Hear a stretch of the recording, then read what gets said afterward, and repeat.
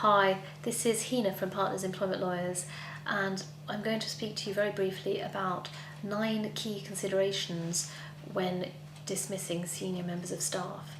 Now, I'd say a large portion of the work we do involves senior level terminations because they are so critical and you really have to get them right. And the damage that can be done when a senior person leaves an organisation, well, I think you don't need me to explain that. So the 9 things that I think it's worth bearing in mind when you are considering a senior level termination are these. First of all, remember to try and keep your contracts as up to date as possible.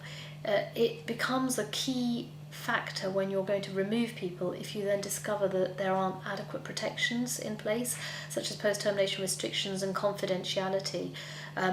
For example, we act for a very high-profile organisation that represent fairly powerful and wealthy people. I can't really give details of, but their confidentiality provisions were so acutely inadequate that we ended up having to go through a fairly careful and lengthy process when making terminations for them, because obviously we didn't want to even start until we knew that those clauses were correct. So that's something to sort of have an eye on if you're going to be doing a reorganisation or making some senior level terminations. The next one is notice.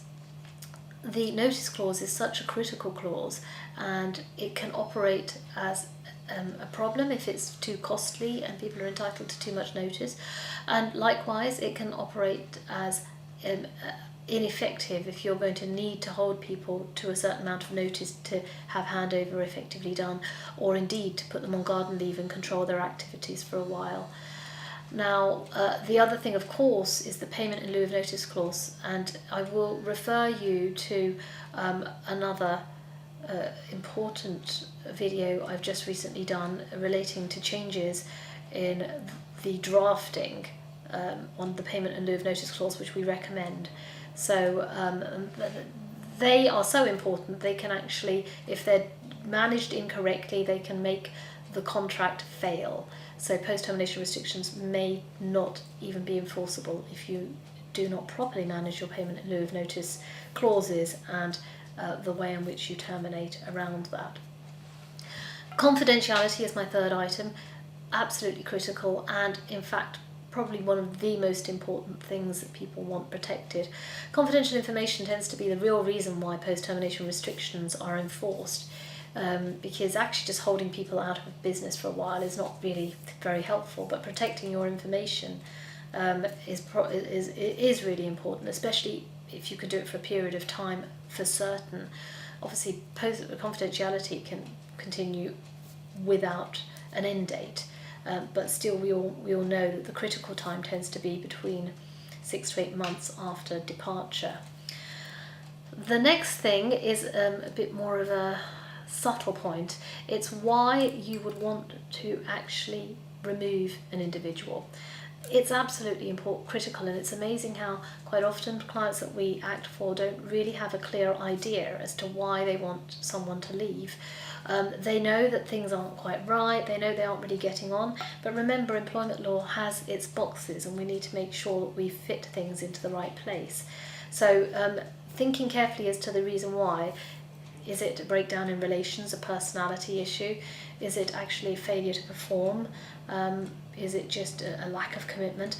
Although these aren't necessarily directly associated with employment law reasons, excuse me, for dismissing, it's still very useful to know so that we can work with that as to how best to create a strategy for the removal. The next point is psychology. It's so important. Invariably, clients that we act for, they would have worked for a number of years with this individual. So think about the person. Is there no negotiating with this individual? What do they have going on in their private life? Is there something that's key to the strategy that you might use based on other aspects of the personality. So that sort of thing I think is absolutely key. And invariably when we act for clients, company clients, what we do for one person we maybe will not do for another, purely because we know the personality is so very different. My sixth point is process.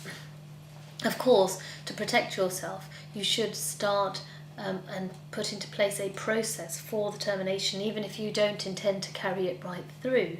More on that, do feel free to contact me if you need to know what I mean about that in a further detail. And my seventh point is the importance of garden leave. I think that people underestimate the value of garden leave and garden leave clauses, and I would suggest a careful redraft of that clause to ensure that it is as helpful and as powerful as possible.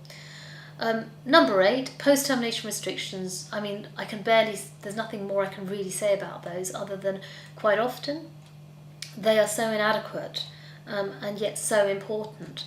So if you do know that someone is going to be leaving, either we'd have to make sure that we've put very good, well-crafted ones into a settlement agreement, or we need to look at the contracts well ahead of any process starting, so that that protection is in place. And finally, the settlement agreement, formerly known as compromise agreements, which is obviously fundamental and key to effecting a senior level dismissal. And in most cases, I'd say definitely 90% or thereabouts, that is ultimately the way in which the person leaves. Others as well, you may not have a successful senior level termination. Thank you very much.